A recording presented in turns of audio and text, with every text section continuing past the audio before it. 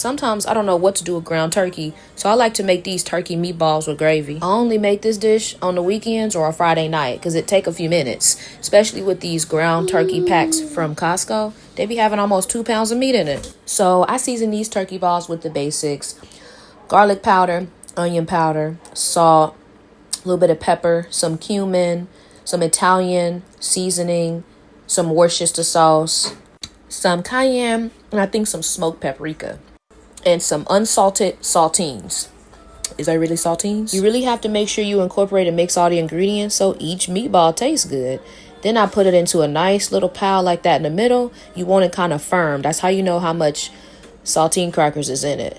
I took a little bowl and a spoon to make my meatballs, and it's sticky. So every time you dip your spoon inside of that meat, it gets more sticky. So you dip it back into that little bowl of flour.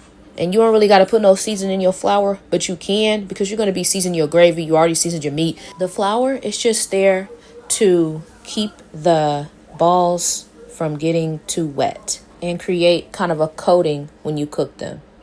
So while you're cooking them, you'll see that those do start to moisten. You just roll them around in that flour. And I actually was making more while I was frying them because it was so much. And then you could just sprinkle some flour on top. Cook these on majority of all sides. As long as they're not busting out and spilling, you're doing good. Then when everything is cooked, you add some flour to that same pan. I'm using a cast iron, so I'm using like medium low. And I'm using that whisk. You stay on it with the whisk. Brown that flour with some seasoning. Once it's the color you want it, go ahead, add you some water in there or some beef broth. I use a little bit of roux this time, Tony Cash's roux mix right there, because I had too much water in it and I was trying to like quicken this up. That helps thicken up your sauce. If your gravy is not thick enough, you can use that. You also could use cornstarch. You also could use flour slurry.